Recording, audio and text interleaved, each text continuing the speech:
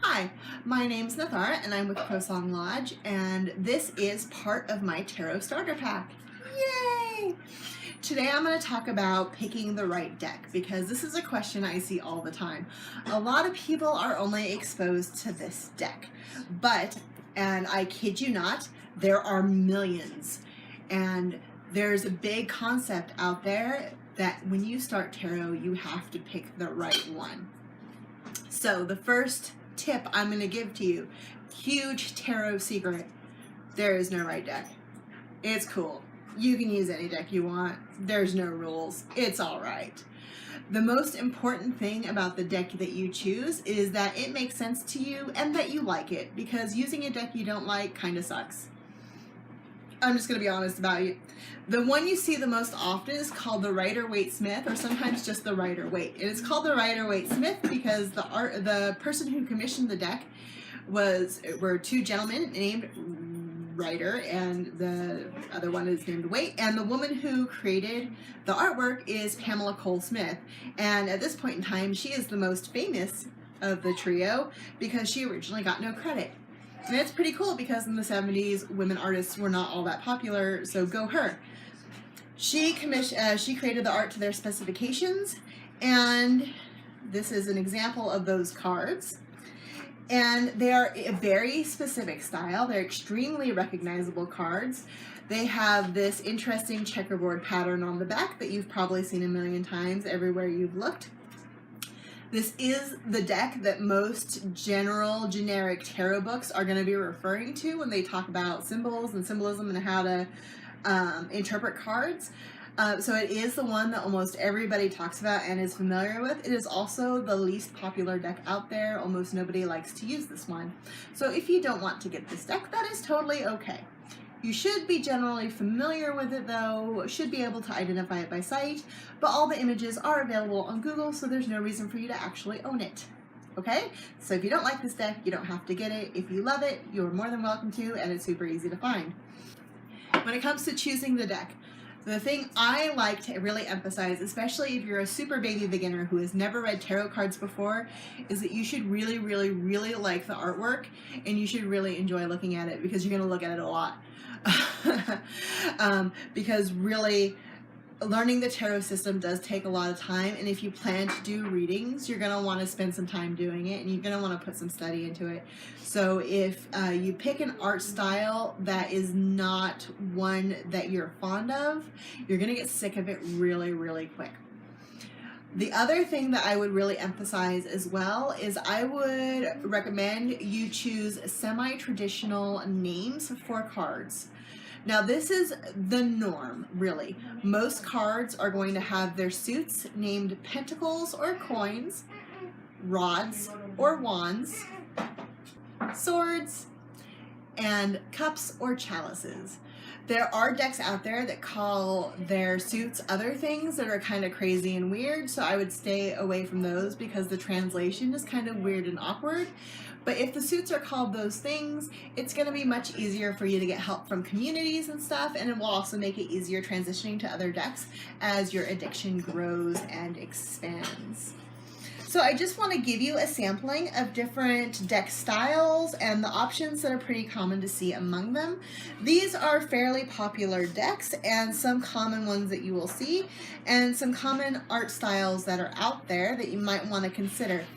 Now, a super popular website that I absolutely, hugely, highly, super recommend out there is called Eclectic Tarot, and you will find the link in the description box below because I'm super helpful that way.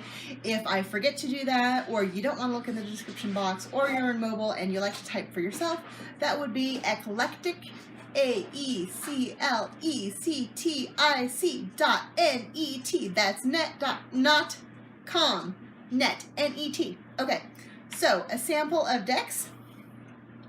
This is the shape Changer Tarot by DJ Conway. She's a super popular pagan author out there, and this is a pretty cool deck.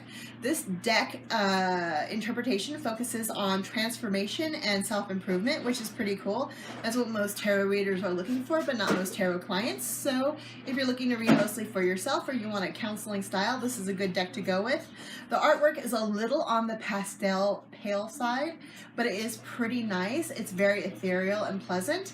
And the nice thing is while she uses alternative names for the suits, the traditional names are at the top, so it's a good transition deck to use. Here are some sample cards. I don't know what I'm showing you, but I hope you enjoy the pictures. This is really nice. It's got kind of a Celtic inspiration style, drawing from mythology here. All right, I'm going to check my cheat sheet for the next one here because I forgot my information. This is a Fantastical Tarot by Natalie Hertz. Natalie Hertz was a part I forgot. This is a pretty dark deck, but the artwork is really beautiful. I love the use of shadows here. It is completely traditional in interpretation and structure, and meaning suit names and things like this. It's really very beautiful. It comes with just a little white book. A little white book, if you're not familiar, is this guy, made famous by US Games. And all decks come with some kind of book. The little white book is the standard, and it just comes with like a little brief keyword description of each card in it for you, and it usually comes with instructions for the Celtic Cross. Don't use the Celtic Cross if you're a beginner because that's a sucky spread. The DJ Conway deck that I mentioned before, the Shape Changer Tarot, comes with a nice, big, bold, beautiful book, so that's a great one for beginners. The little white book is not bad, but it's also not great. But there's the internet, so you'll be all right. This is the Hermetic Tarot. It has all sorts of esoteric ancient symbolism in it. It was produced by the Rosicrucian order. It's got black and white art illustration. If you like the idea of high magic and ancient symbolism and archaic arcane secrets, then this is the deck for you.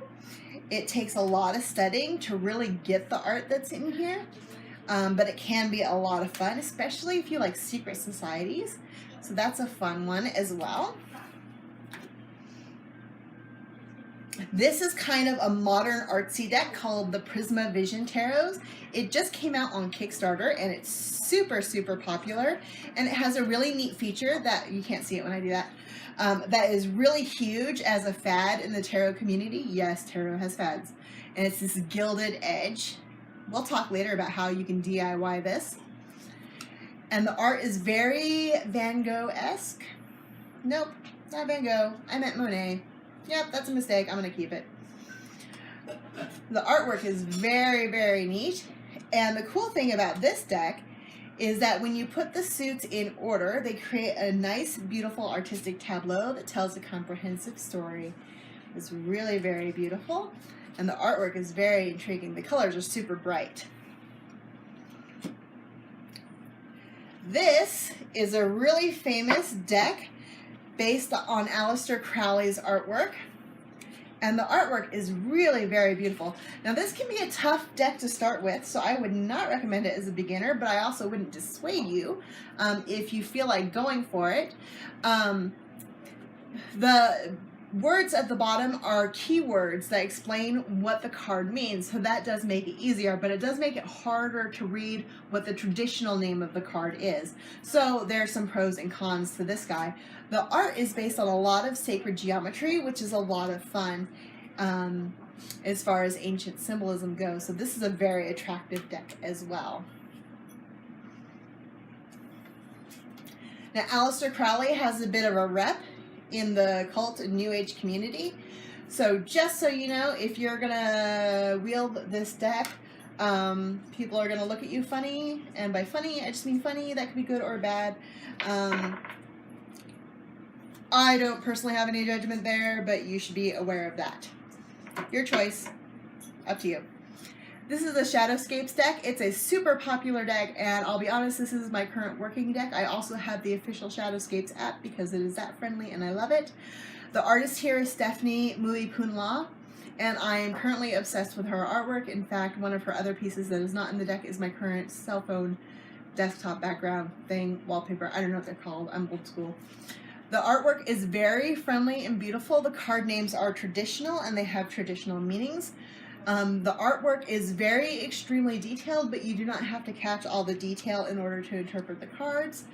The card images are friendly and beautiful, and they tend not to be scary, and I find the cards themselves are very gentle and easy to read, and the images themselves support the meanings of the cards really well, which makes them easier to remember. So I definitely recommend this as a beginner deck. Also, I'm biased because I love the artwork and the artist. Now, an example of one I would not recommend as a beginner's deck is my current favorite, the Animal Wisdom Tarot. Now, these are beautiful cards. I love animals. My specialty is actually animal spirit guides, but the suits have been renamed into something that is not a common use at all. So it can be a little confusing trying to get support and doing the translation in normal tarot interpretation. So for instance, this is the Four of Fossils, which is traditionally the Four of Pentacles. This is the Guardian of Shells, which is traditionally the King of Cups. This is the Call to Awakening, the Rooster, which is card number 21, so that is the World, which is a major arcana card. So you see, I'm having to translate these cards, and I've been reading tarot for 25 years, and see it's taking me a couple seconds to do that. So this is not what I would consider a beginner deck, even though it's super friendly, and I love the heck out of this deck. But if you want to, I'm not going to stop you. It's your life, and you can do what you want. And I will be there to support you. You just shoot me a message, and I will help. So that is my advice on choosing a beginner deck. Again, these are just, I don't know, what, like 8?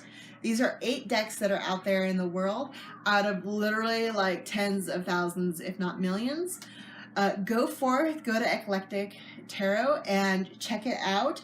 Do a lot of shopping around, look at your friends' decks and all that stuff. Join some tarot decks, add them to your wish list, look at them, love them. Try out some tarot apps. There's a lot of free ones where you can sample the decks and try them out. And just have fun with it. Don't stress too much. Okay? That's advice from Nathara. I think that's all I have to say about that for today. So